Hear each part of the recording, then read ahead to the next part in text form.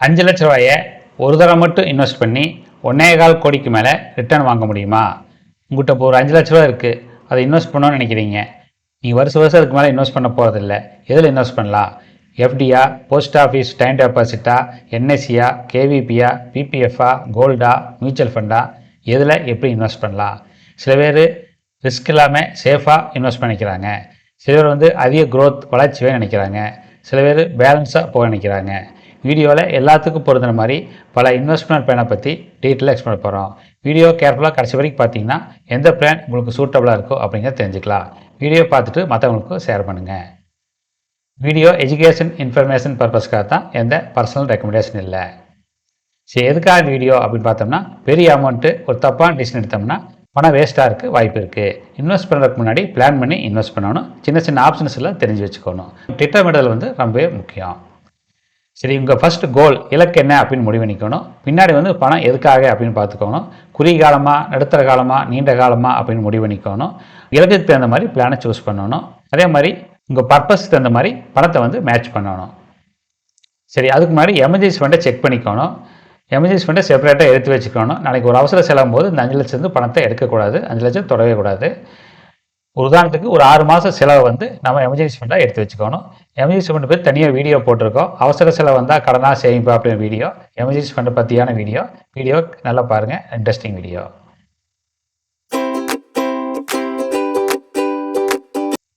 சரி, investment options என்னென்ன இருக்குது? Bank fixed deposit, post office time deposit, NSC, KVP, PPF, gold, mutual fund, share market, இது மாதிரி பல ஆப்ஷன்ஸ் இருக்குது. ஒவ்வொன்றை பற்றி தனித்தனியாக சுருக்கமாக பார்த்துடலாம். ஃபஸ்ட்டு பேங்க் ஃபிக்ஸட் டெபாசிட்டு, எல்லாத்துக்கும் தெரிஞ்சது தான். இது ரொம்ப சிம்பிளானது, ரொம்ப சேஃபானது. ரிட்டர்ன் கேரண்டியாக ரிட்டர்ன் கொடுக்கக்கூடியது. கொஞ்சம் இன்ட்ரெஸ்ட் குறைவாக இருந்தாலும் எந்த ரிஸ்க்கும் கிடையாது. குறுகிய இன்வெஸ்ட்மெண்ட் ஒரு 3 வருஷம் 5 மாதம் இன்வெஸ்ட் பண்ணுறதுக்கு ரொம்ப சூட்டபிளானது.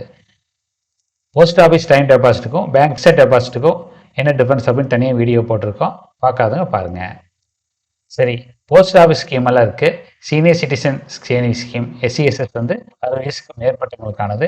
மந்த்லி இன்கம் ஸ்கீம், இது மாதம் வருமானமே நினைக்கிறவங்களுக்கு. அதுபோக NSC, national saving certificate, KVP, Kisan Vikas Patra அப்படிலாம் கவர்மெண்ட் கேரண்டியோட ஸ்கீம் இருக்குது. SCSS versus post office monthly income scheme தனியாக வீடியோ போட்டிருக்கோம். அதுபோக என்எஸ்சி வெர்சஸ் கேவிபி வீடியோ போட்டிருக்கோம். எல்லா வீடியோ பாருங்கள், பார்த்து டீட்டெயில் தெரிஞ்சுக்கங்க. அடுத்து பிபிஎஃப், பப்ளிக் ப்ராவிடென்ட் ஃபண்டு. இது வரி இல்லாத இன்ட்ரெஸ்ட் தரக்கூடியது. இது பொதுவாக 15 வருஷம் பீரியடு. இது வருஷத்துக்கு அதிகபட்சம் 1 லட்சம் தான் இன்வெஸ்ட் பண்ண முடியும். இது நீண்ட காலத்துக்கு ரொம்ப சேஃபான இன்வெஸ்ட்மெண்ட் சாய்ஸு. டேக்ஸே இல்லாமல் எப்படி 1 கோடி ரூபா வாங்குறது பிபிஎஃப்பில் அப்படின்னு தனியாக வீடியோ போட்டிருக்கோம். இன்ட்ரெஸ்டிங் வீடியோ, அதையும் பாருங்கள். சரி, அடுத்து ஈக்விட்டி மியூச்சுவல் ஃபண்ட், அதாவது ஷேர் மார்க்கெட்டில் இன்வெஸ்ட் பண்ணக்கூடிய மியூச்சுவல் ஃபண்டு. அதிக க்ரோத் வளர்ச்சி பொட்டன்ஷியல் இருக்குது. நீண்ட காலத்துக்கு சூட்டபுளான மெத்தடு. அதே மார்க்கெட் ரிஸ்க் இருக்குது. அதே சமயம் பொறுமை ரொம்பவே முக்கியம். மியூச்சுவல் ஃபண்ட் ஃபார் பிகினர்ஸும் வீடியோ போட்டிருக்கோம், அதையும் பாருங்கள். அடுத்த ஆப்ஷன் டைரெக்டாக ஷேராக வாங்குறது. இது அதிக ரிஸ்க் இருக்குது. அதே சமயம் அதிக ரிவார்டும் கொடுக்க வாய்ப்பு இருக்குது. மார்க்கெட் பற்றி நாலேஜ் கண்டிப்பாக வேணும். இது பிகினர்ஸ் தெரியாதவங்க இன்வெஸ்ட் பண்ணக்கூடாது. அப்படி கண்டிப்பாக ஷேர் மார்க்கெட் இன்வெஸ்ட் பண்ணிக்கிறவங்க குறைஞ்ச அமௌண்ட்டில் ஸ்டார்ட் பண்ணுறது நல்லது. ஷேர் மார்க்கெட் ஃபார் பிகினர்ஸும் வீடியோ போட்டிருக்கோம், அதையும் பாருங்கள். அடுத்து கோல்டு, தங்கத்தில் இன்வெஸ்ட் பண்ணுறது. இது பணவீக்கத்துலேருந்து பாதுகாக்கிறதுக்கு உதவுது. கோல்டு பொதுவாக டிஜிட்டல் கோல்டு இடிஎஃப், இஜிஆர் அந்த மாதிரி இன்வெஸ்ட் பண்ணுறது நல்லது. இது 5லேருந்து 15 வருஷம் நம்ம இன்வெஸ்ட் பண்ணிட்டு கோல்டுக்கு ஒதுக்கலாம். அதோட அதிகமாக கோல்டு இன்வெஸ்ட் பண்ண தவிர்க்கணும். இப்போ தங்க விலை குறைஞ்சிருக்கா, கோல்டு வாங்கலாமா அப்படின்னு தனியாக வீடியோ போட்டிருக்கோம், அதையும் பாருங்கள். சரி, டைவர்சிஃபிகேஷன் எப்படி பிரித்து இன்வெஸ்ட் பண்ணுறது, conservative investor, moderate investor, aggressive investor என்னென்ன அப்படிங்கிறத பார்த்துடலாம். எல்லா பணத்தையும் ஒரே இடத்துல போகக்கூடாது, பிரித்து இன்வெஸ்ட் பண்ணணும். நிறைய ஆப்ஷன்ஸ் இருக்குது. சேஃப்டி, பாதுகாப்பையும் பார்க்கணும், வளர்ச்சியும் பார்க்கணும். ஃபஸ்ட்டு கன்சர்வேட்டிவ் இன்வெஸ்டர்ஸ், எந்த ரிஸ்க்குமே வேண்டாம், பணம் சேஃபாக இருக்கும் அப்படிங்கிற ஃபிக்ஸட் டெபாசிட்டில் 2 லட்ச ரூபா இன்வெஸ்ட் பண்ணலாம். பிபிஎஃப்ல 1.5 லட்ச ரூபா இன்வெஸ்ட் பண்ணலாம். Post office time deposit, NSC, KVP அதில் 1 லட்ச ரூபா இன்வெஸ்ட் பண்ணலாம். கோல்டில் 50,000 ரூபா இன்வெஸ்ட் பண்ணலாம். இதை டயக்ராமேட்டிக்காக பார்த்தோம்னா நல்லா புரியும். பேங்க் ஃபிக்ஸட் டெபாசிட்டில் 40%, அதாவது 2 லட்ச ரூபா இன்வெஸ்ட் பண்ணுறோம். அடுத்தது பிபிஎஃப்ல 30%, 1.5 லட்ச ரூபா இன்வெஸ்ட் பண்ணுறோம், அதை சீலிங்கு. போஸ்ட் ஆஃபீஸ் மற்ற டெபாசிட் எதுவும் இல்லை, 20% இன்வெஸ்ட் பண்ணுறோம், 1 லட்ச ரூபா இன்வெஸ்ட் பண்ணுறோம். தங்கத்தில் 10%, அதாவது 50,000 ரூபா இன்வெஸ்ட் பண்ணுறோம். போஸ்ட் ஆஃபீஸ் டெபாசிட்டுமே பேங்க் டெபாசிட் வேணும் மாற்றி கூட இன்வெஸ்ட் பண்ணலாம். ரெண்டும் ஒரே கான்செப்ட் தான். சரி, மாடரேட் கொஞ்சம் பேலன்ஸாக போகணும் அப்படின்னு நினைக்கிறவங்க வந்து ஈக்விட்டி மியூச்சுவல் ஃபண்டில் 1,00,000 ரூபா இன்வெஸ்ட் பண்ணலாம், பிபிஎஃப்ல 1,00,000 ரூபா இன்வெஸ்ட் பண்ணலாம், என்எஸ்சியில் 1,00,000 ரூபா இன்வெஸ்ட் பண்ணலாம், ஃபிக்ஸட் டெபாசிட்டில் 1,00,000 ரூபா இன்வெஸ்ட் பண்ணலாம், கோல்டில் 50,000 இன்வெஸ்ட் பண்ணலாம். இதே டயக்ராமேட்டிக்காக பார்த்தோம்னா ஷேர் மார்க்கெட்டில் இன்வெஸ்ட் பண்ணக்கூடிய மியூச்சுவல் ஃபண்டில் 1,00,000 ரூபா இன்வெஸ்ட் பண்ணுறோம், அதாவது 30%. Post office deposit, NSC, KVP அது மாதிரி 20% 1,00,000 ரூபா இன்வெஸ்ட் பண்ணுறோம், பிபிஎஃப்ல 20% 1,00,000 ரூபா இன்வெஸ்ட் பண்ணுறோம், பேங்க் ஃபிக்ஸட் டெபாசிட்டில் 20% 1,00,000 ரூபா இன்வெஸ்ட் பண்ணுறோம், கோல்டில் 10% 50,000 50,000 ரூபா இன்வெஸ்ட் பண்ணுறோம். இது நடுத்தர வழி முதலீட்டுக்கானது.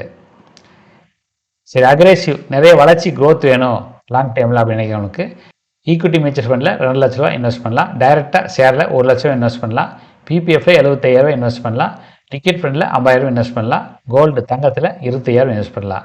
இது டயக்ராமேட்டிக்காக பார்த்தோம்னா ஈக்விட்டி மியூச்சுவல் ஃபண்டில் 50% ஏறக்குறைய பாதி வந்து இன்வெஸ்ட் பண்ணுறோம், டைரெக்டாக ஷேரில் 20% அதாவது 1,00,000 ரூபா இன்வெஸ்ட் பண்ணுறோம். டைரெக்டாக ஷேரில் பழக்கம் இல்லாதவங்க அதே ஈக்விட்டி மியூச்சுவல் ஃபண்ட் இன்வெஸ்ட் பண்ணிக்கலாம், ஒரு 3,00,000 ரூபா இன்வெஸ்ட் பண்ணிக்கலாம். பிபிஎஃப்ல 15% 75,000 ரூபா இன்வெஸ்ட் பண்ணுறோம், லிக்விட் ஃபண்டில் 10% இது பஃபருக்கு வச்சுக்கிறோம், தேவைப்படும் போது இதுக்கு வேணால் மாற்றிக்க முடியும். அதில் ஒரு 10% 50,000 ரூபா இன்வெஸ்ட் பண்ணுறோம், கோல்டில் 5% 25,000 ரூபா இன்வெஸ்ட் பண்ணுறோம். சரி, ஈக்விட்டி ஃபண்டு 2,00,000 ரூபா இருக்குது, ஒரே டைமில் ஒரே சமயம் இன்வெஸ்ட் பண்ணிடலாமா அப்படிங்கிறத அடுத்து பார்க்கலாம். இது ஸ்மார்ட் வே ஈக்விட்டி ஃபண்ட் அப்படி பார்த்தோம்னா எஸ்டிபி சிஸ்டமேட்டிக் ட்ரான்ஸ்ஃபர் பிளான் அப்படின்னு இருக்குது. லம்சமாக ஒரே தடவையில் 2,00,000 3,00,000 இன்வெஸ்ட் பண்ணாமல் பிரித்து இன்வெஸ்ட் பண்ணுறதுக்கு யூஸ் ஆகுது. எப்படின்னு ப்ராக்டிக்கலாக பார்த்தோம்னா நம்ம 2,00,000 ரூபா வச்சுருக்கோன்னு வச்சோம்னா லிக்விட் ஃபண்ட் இருக்குது, அதில் இன்வெஸ்ட் பண்ணிடலாம். லிக்விட் ஃபண்ட் பற்றி தெரியாதவங்க லிக்விட் ஃபண்ட் தனியாக வீடியோ போட்டிருக்கோம், அதை பார்த்து தெரிஞ்சுக்கங்க. அடுத்து லிக்விட் ஃபண்ட் வந்து ஒரு 6-7% இன்ட்ரெஸ்ட் கொடுக்கறதுக்கு வாய்ப்பு இருக்குது. அதில் இன்வெஸ்ட் பண்ணிவிட்டு அது வந்து மாதம் 10,000 ரூபாயை நான் என்ன ஈக்விட்டி மியூச்சுவல் ஃபண்ட் வேணுமோ அதுக்கு ட்ரான்ஸ்ஃபர் பண்ணிக்கலாம். அது சிஸ்டமேட்டிக் ட்ரான்ஸ்ஃபர் பிளான் வேறு. இது வந்து பார்க்கும்போது நமக்கு ஒரு லிக்விட் ஃபண்ட் 6-7% வட்டியும் கொடுக்கறனால 2,00,000 பிளான் பண்ணது 2.7 லட்சம் கூட வர்றதுக்கு வாய்ப்பு இருக்குது. ஸோ லிக்விட் ஃபண்ட் வந்து இன்ட்ரெஸ்ட்டும் கிடைக்கும். சரி, ஒரு எக்ஸாம்பிள் கால்குலேஷன் ரிட்டர்ன் எப்படி கிடைக்குது அப்படிங்கிறத கால்குலேஷன் மூலமாக பார்த்தீங்கன்னா உங்களுக்கு ஈஸியாக புரியும். அது கன்சர்வேட்டிவ், மாடரேட், அக்ரெசிவ் போர்ட்ஃபோலியோ இருக்குது. ஒரு 30 வருஷம் ஸ்கீம் பார்க்க போகிறோம். சரி, ஃபஸ்ட்டு 5,00,000 ரூபா இன்வெஸ்ட் பண்ணுறோம், 30 வருஷத்துக்கு இன்வெஸ்ட் பண்ணுறோம். இதுதான் பேஸ் கால்குலேஷனுக்கு. சாம்பிள் வந்து 5,00,000. இது வந்து 3 வழி இருக்குது, கன்சர்வேட்டிவ், மாடரேட், அக்ரெசிவ் அப்படி இருக்குது. இது வந்து ரிட்டர்ன் எவ்வளோ கொடுக்க போகுது அப்படிங்கிறத பற்றி ஒரு நம்பரோடு பார்த்தோம்னா உங்களுக்கு ஈஸியாக புரியும். ஃபஸ்ட்டு கன்சர்வேட்டிவ் இன்வெஸ்டருக்கு எவ்வளோ வளர்ச்சி கிடைக்கும், அதாவது எந்த ரிஸ்க்குமே வேண்டாம், ரொம்ப சேஃபாக இருக்கணும் அப்படின்னு நினைக்கிறவங்களுக்கு வந்து fixed deposit, PPF, post office, gold இதை பற்றிலாம் முதல்ல காட்டியிருக்கோம், அந்த மாதிரி இன்வெஸ்ட் பண்ணிக்கணும். இது க்ரோத் கடைசியில் வந்து அவங்க 37,40,000 ரூபா கிடைக்கும். இது ஸ்டெடியாக ரிஸ்கே குறைவான இன்வெஸ்ட்மெண்ட் மெத்தேடு, பாதுகாப்பான வளர்ச்சி. இது கிராஃபில் பார்த்தோம்னா இங்கே 5,00,000 ரூபா இன்வெஸ்ட் பண்ணுறது நம்ம கடைசியில் வந்து 37,40,000 ரூபா கிடைக்கும். சரி, அடுத்து மாடரேட் இன்வெஸ்டர் க்ரோத்து. இது வந்து equity mutual fund, PPF, NSC, fixed deposit, gold அப்படி பிரித்து முதலே சொன்ன மாதிரி இன்வெஸ்ட் பண்ணியிருக்கோம். நமக்கு வந்து க்ரோத் வந்து கடைசியில் 73,70,000 ரூபா கிடைக்கும். இது வந்து ரிஸ்கையும் ரிட்டர்னையும் பேலன்ஸ் பண்ணுறோம். இது கிராஃபிக்காக பார்த்தோம்னா நமக்கு 5,00,000 ரூபா ஆரம்பி இன்வெஸ்ட் பண்ணுறது நமக்கு 30 வருஷம் கழிச்சு 73,70,000 ரூபா கிடைக்கும். சரி, அக்ரெசிவ் இன்வெஸ்டர்ஸ் அதிக க்ரோத் வேணும், வளர்ச்சி அதிகமாக இருக்கணும் அப்படின்னு நினைக்கிறது வந்து equity mutual fund, stock, PPF, gold அந்த மாதிரி பிரித்து இன்வெஸ்ட் பண்ணலாம்.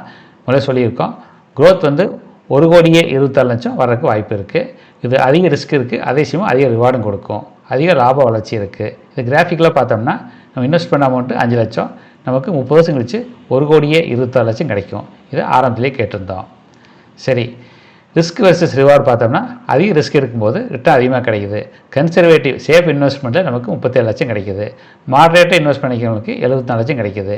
அக்ரெசிவாக லாங் டேர்மில் இன்வெஸ்ட் பண்ணவங்களுக்கு 1,26,00,000 கிடைக்குது.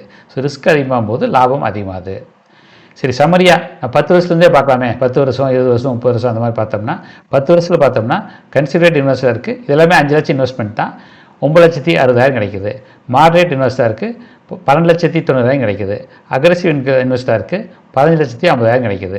இதே 20 வருஷ காலம் பார்க்கும்போது கன்சர்வேட்டிவ் இன்வெஸ்டருக்கு 19 லட்ச ரூபா கிடைக்குது. மாடரேட் இன்வெஸ்டருக்கு 28,70,000 கிடைக்குது. அக்ரெசிவ் இன்வெஸ்டருக்கு 41,70,000 கிடைக்குது. 30 வருஷம் பார்க்கும்போது கன்சர்வேட்டிவ் இன்வெஸ்டருக்கு 37,40,000 கிடைக்குது. மாடரேட்டுக்கு 73,70,000 கிடைக்குது. அக்ரெசிவ்க்கு 1,26,00,000 கிடைக்குது. இது மெயினாக நோட் பண்ணோம்னா 10 வருஷம் பார்க்கும்போது இந்த 3க்கு டிஃப்ரென்ஸ் வந்து கொஞ்சம் குறைவாக தான் இருக்கும். இதே 30 வருஷம்லாம் பார்க்கும்போது ரொம்ப டிஃப்ரென்ஸ் வருது. லாங் டேர்ம் ரிஸ்க்குமே குறையுது. இன்வெஸ்ட் பண்ணுறது பெட்டராக கூட இருக்கலாம். இது வந்து உங்கள் டிசிஷனுக்கு உட்பட்டது. சரி, மூணையும் ஒரே கிராஃபாக பார்த்தோம்னா கீழே ப்ளூ கலர் இருக்கிறது கன்சர்வேட்டிவ், ரிஸ்க் இல்லாமல் இன்வெஸ்ட் பண்ணக்கூடியது 37,40 கிடைக்கிது. நடுவில் இருக்கிற எல்லோ கலர் வந்து மாடரேட்டாக பண்ணக்கூடியது 73,70 கிடைக்கிது.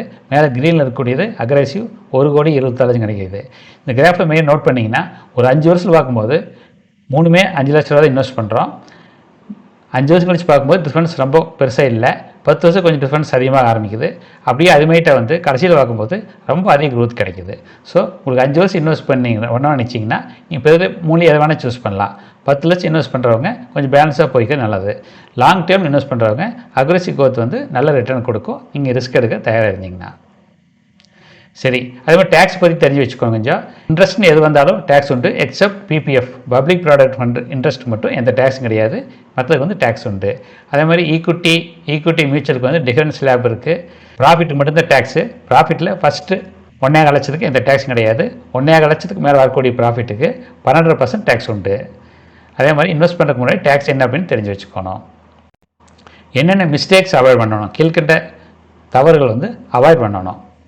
எல்லா பணத்தையும் ஒரே சமயத்தில் இன்வெஸ்ட் பண்ணுறது, இலக்கு என்ன அப்படின்னு தெரிஞ்சுக்காமல் இருக்கிறது, ஹையஸ்ட் ரிட்டர்ன் யாரோ 3 வருஷம் டபுள் கொடுக்குறாங்க அப்படின்னு சொன்னாங்க அப்படின்னு சொல்லி போட்டு பணத்தை தேவையில்லாத பணத்தை கொடுக்கறது, எமர்ஜென்சி ஃபண்டு வச்சுக்காமல் இருக்கிறது, இந்த தவறுகள்லாம் பண்ணக்கூடாது.